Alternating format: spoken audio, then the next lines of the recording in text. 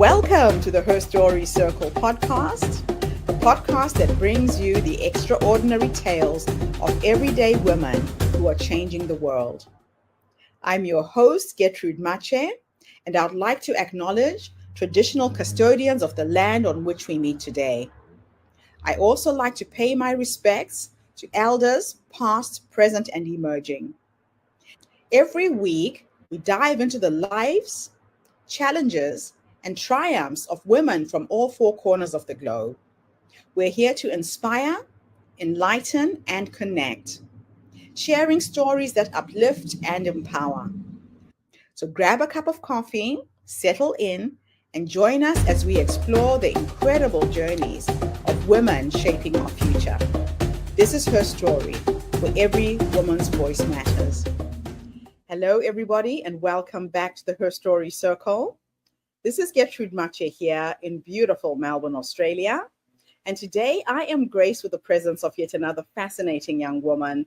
Welcome, welcome, welcome to our tribe. Please tell everybody your full name, where you're based, and share your story with us today.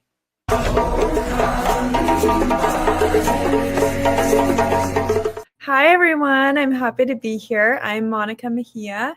I am a financial advisor that is based in Northern California. And today I am here to share about my journey with financial literacy and help all of you with some financial tips. So today I am happy to share my journey with you into financial planning.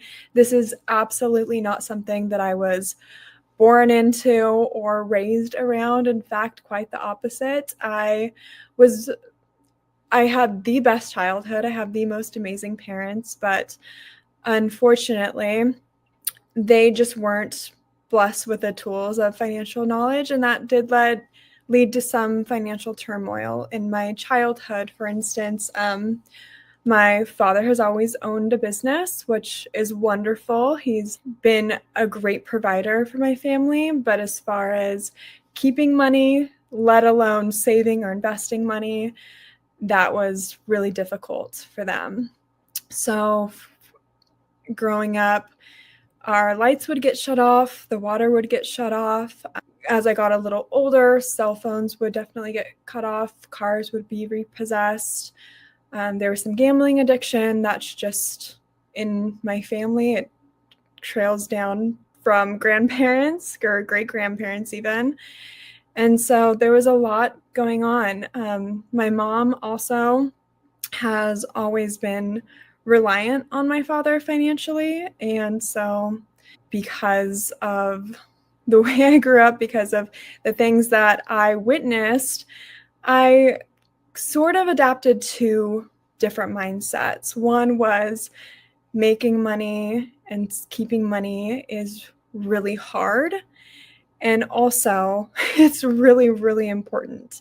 I learned from a really young age to save my money. I even remember being so proud of my little self. I think I was about 5 or 6 years old.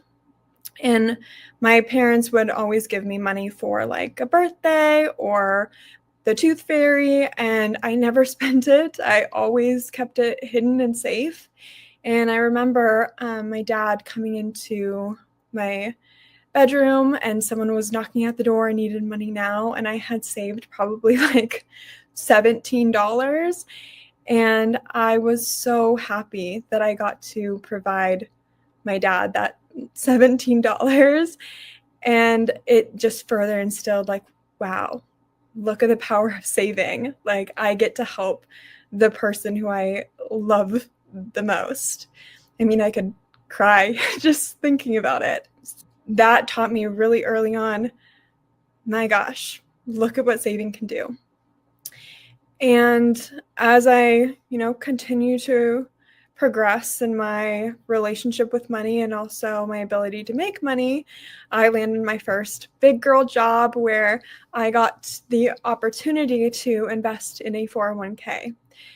And going back to just the lack of financial literacy I went to my mom and I was like, Mom, I'm going to invest in a 401k. I'm so excited. And no disrespect to my mom. She's so incredible. but this advice was not. She was like, that's a scam. Don't do it. They're just trying to scam you out of your money. And I was like, oh, okay. I won't do it then. Obviously, if you have a retirement account with your job, you know that 401ks are great. They're amazing, actually, especially when there's an employer match. But I didn't take advantage of it because I was told that it was a scam. And then I just kept saving and saving, and I built a nest egg. And I remember, again, not knowing anything about money, investing, anything. I knew that there was something else I could be doing with my money aside from having it in my savings account, but I didn't know what. So I went to my local credit union and I said, hey, I have $50,000 saved in my bank account. What do I do with it? I feel like it's just sitting here and there's something else I can do. And he said, oh, sweetheart, we work with millionaires. You just keep saving. And it crushed me. It crushed me because it went back to my story of making money is hard, or maybe watching my mom and watching her be solely dependent on my father, thinking, well, maybe making money isn't for me. Maybe I need to be reliant on someone else. I mean, yeah, it triggered me, but it also kind of made me mad and made me like, you know what? No, I'm not taking that as an answer. And so I actually met with another financial advisor, and this time I kind of knew him, and I was like, I think you do something in finance. What should I do? And he said, you're going to open this account and move this here and start investing in this. And it was like a whirlwind of information. And I was like, okay, I trust you. I'm just going to do this. And I slowly watched my money grow and grow. And I thought that was just the coolest thing, that I took what was originally 50,000 and turned it into 60, 70.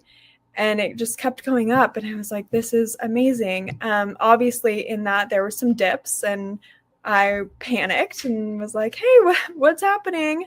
But once I got some education around it, then it was really clear to see, okay, this investing thing works. This is great. And I started doing that. I literally copy and pasted what he did for me for my friends, my family, and they watched their money grow, and we were all just succeeding in this new world of the stock market. And after that, I said, there's something to this. I really like this. Before, I was in psychology and I had my own coaching business. I also was just in the mental health field in general. And so I interviewed some advisors and I said, tell me what your day-to-day is like. And one advisor said, this is really hard. It's like you're a marriage counselor or a therapist, and you have to talk people off of a ledge of doing something that they can't undo financially. And I was like, ding, ding, ding. Okay, this is perfect, a perfect career. It combines not only my background in psychology, but also my love and passion for teaching people what someone else taught me, which is the gift of financial literacy. And that is how I ended up as a financial advisor today. And I wouldn't look back. It's the best career, most fulfilling. And yeah, I couldn't be more thrilled to share my knowledge with other people so that no one else has to, obviously, if they choose that path, that's their journey, but no one else has to live through lights getting shut off and water getting shut off and not just kind of melting into what their parents taught them. Wow, what a journey and what a transformation for a young woman who grew up seeing things she didn't want in her life, for you to be able to harness that and really turn it into something very, very magical. I love what you've done. What are the fundamental steps a young person should take to start building financial literacy? That is a wonderful question. So, I am a certified financial planner. I have that designation obviously for my career, but as I was going through the program, I did that before I was even in the financial industry. And I was just like, how magical of a designation this is, and why isn't this taught to everyone? Why doesn't everyone have access to this knowledge? So, I would say, if you have no desire to become a certified financial planner, absolutely fine. But those sort of programs do really help. I also think that with the innovation of ChatGPT and the ability to ask it questions and have it answer in a specific way catered to you is a great resource just to start. Just type in, hey, tell me about investing. What is a bond? What is a stock? And there's other sites like Investotopia or Morningstar that are really great at providing financial literacy if you have a question that's super specific. Otherwise, I would say talk to a financial advisor. A lot of times, financial advisors will provide you information that is free. And especially if you're brand new and starting out and you don't have money to invest or spend with an advisor, I know for me personally, I'm always happy to share knowledge. And I think most advisors are. So, how can teens and young adults learn to differentiate between needs and wants when managing their finances? Oh, I love that question too. Yeah, when you're young, it does seem like everything is a need. Like, I Mhm. need new shoes, obviously. The cool kids are wearing these, so I need them. But you have to realize between what you want and what you need. Your needs are basic. Your needs are really simple. I need water, I need food, I need a roof over my head, I need the ability to get to school, whether that is through bus, etc. You need gas money. Your needs are simple. Just keep that in mind. And anything on top of that is going to be a question mark. Like, can I live without this? If you're even asking that question, it's probably a want. I like that. That's a very easy way to distinguish between your needs and your wants. So, why is it important to establish a budget? And what tools or methods do you recommend for beginners? It's so important to budget. If you do not know where your money is going or where you want it to go, then that means your budget's controlling you and you're not controlling your budget. So, the best way to do this, I would say, is to the old school way, break out a pen and paper or do an Excel file and say, here's exactly what I'm spending money on every single month, and categorize it. Categorize it by needs and wants, but get even more specific. Don't just say I'm spending this much on food. I'm spending this much on going out to eat. I'm spending this much on grocery shopping, and make it very clear what you currently are spending money on versus what you would like to be spending money on. Again, going back to those needs and wants, it's quite fascinating when you start, saying it out loud. And what is the best way to start building credit responsibility as a young adult?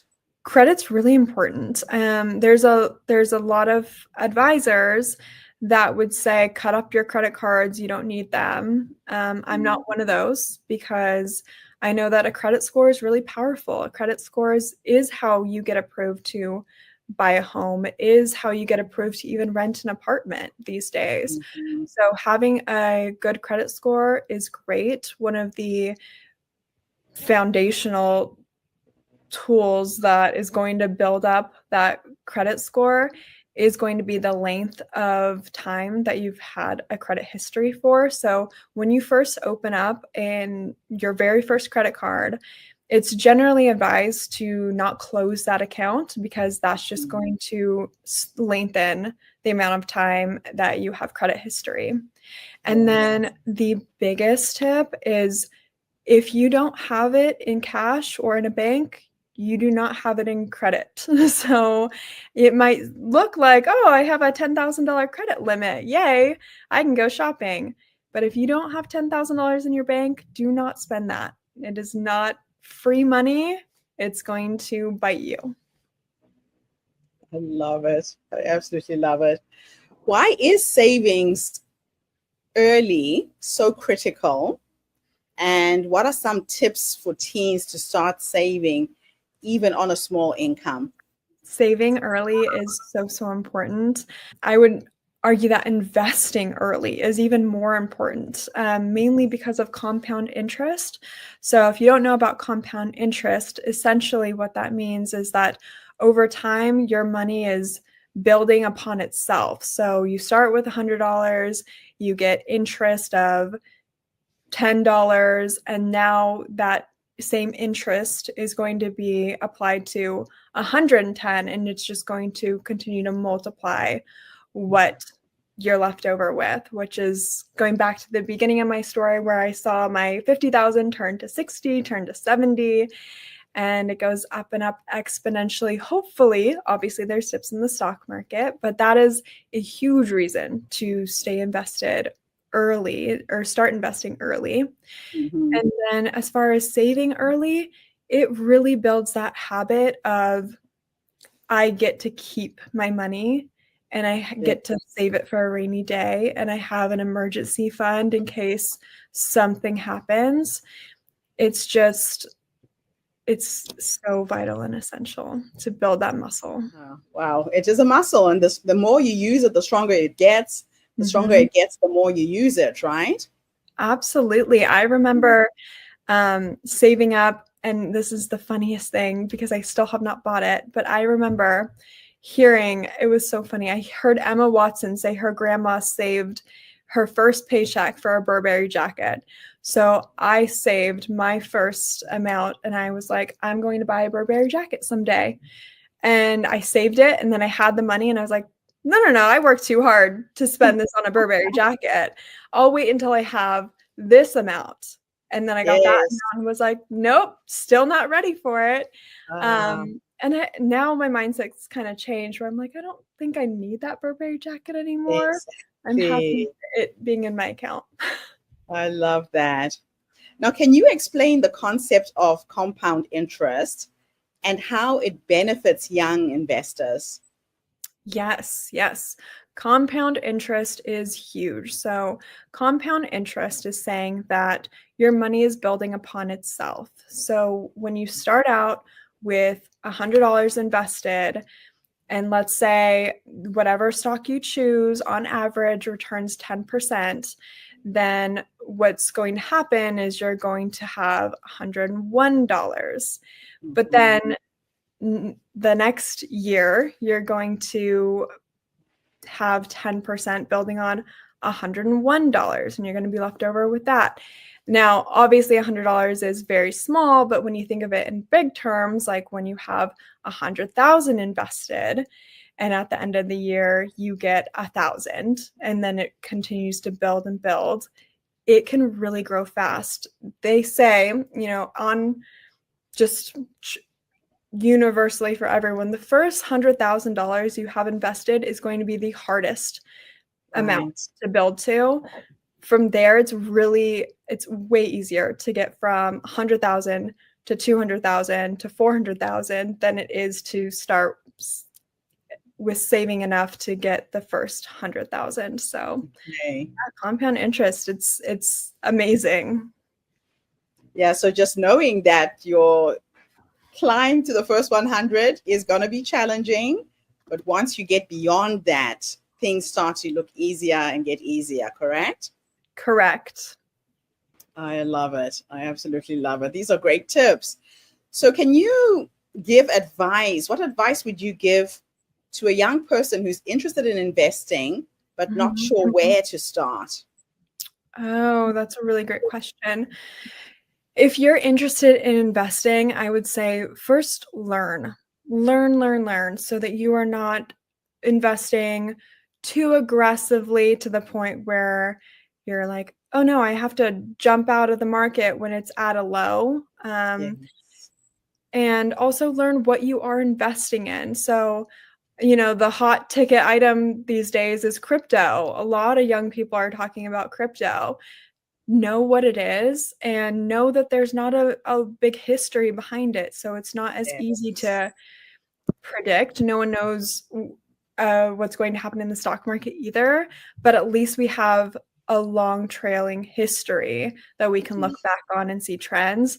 With crypto, it's new, and so we don't have those statistics. And if you're just going to be invested in stocks and bonds, have the knowledge of what a stock is, what a bond is, what a mutual fund is. Just learn. That would be honestly my number one tip. And then once you feel like you have a good handle on it, then I would say then it's time to look into what is your risk tolerance. So someone's Okay. risk tolerance, you know, you and I could have a really different risk tolerance and Mhm. handle waves in the market a lot differently. And you want to make sure that you're making it a point to know what you can handle and what you can as far as risk goes. So, what strategies can young adults use to avoid or manage student loan debt effectively? Hmm. Student loans are really tough. Student Mhm. loans, they're sneaky, especially when you're 18 years old and you don't know what you're signing up for. In my case, for instance, my mom actually signed me up for student loans and I had no idea. So when I got out of college, I made it a point to pay it right away because I'm someone who Mhm. doesn't like debt at all. Someone else could have a very different strategy or have a very different situation than I did and have a lot of student debt. So, first, I would look into the terms and conditions, you know, see if there's interest that's going to be accrued regardless of at if you're required to pay right away or not, and also see what your interest rate is. And I would really talk to someone specifically about your situation, but really I would say try to pay it off as soon as you Mhm. can. Now, what advice would you give to young freelancers or the 1099 employees to manage irregular income? Mhm. So great. I love business owners. I love working with 1099 employees because cash flow is so huge for them. I mean, they really have to be on top of their finances, especially when it comes to taxes as well. You know, they're going to have different tax rules than maybe people with a W-2 job have. So, I would say really do a great job with saving your money. Put away, you know, 20 to 30% of your income. I mean, you can even put away more if you're more rigid or more of a worry wart when it comes to your finances. Mhm. But save. You want to save that for not only taxes, but you also want to save it for, hey, I had a great month last month, but this month my sales are really down. So I don't have enough to cover X, Y, and Z. Um, Yes. yeah, so your focus really should be saving and making sure you know your budget inside and out. Yeah. Yeah. That's just awesome. What role does mindset play in achieving financial independence? And how can young people cultivate a positive money mindset? Mhm. I want to say it's everything. Mm. Mindset matters so much in all facets of life, but finances especially. I know it really played a huge role in myself as well. I really had to work up the courage to ask for raises, and that was really hard. And there's other people that are like, of course I'm deserving of getting the highest paid salary possible. Of course I'm going to ask for a raise. That's no problem. And then there's people that never ask for a raise and are Mhm. severely underpaid. I mean, that alone is huge. But then when you're a business owner, it's even more of importance because you are really depending on yourself to bring in income every month. And if you're in your head thinking, why would anyone want me? Why would they choose me? Why do they want my service or my product? Versus someone who's like, of course you want my product. Of course I have the best clients. Who do you think is going to make more money? It's the person that has the healthy mindset of, I'm going to make money. This is going to be successful. And I would say, if you're really working on that habit, I mean, I love affirmations. I love listening to positive podcasts. I mean, obviously this is one of them, but there's so many podcasts out there that help with just positivity and happy mindsets. There's also YouTube videos. If you type in, I want a motivational speech on money, there's going to be something that pops up. I also really love music and listening to music that's like, I'm wealthy, like something in there. All of those things are fun and boost your mind. So how can teens and young adults set smart financial goals? Smart, yes. So SMART goals, we start with specific.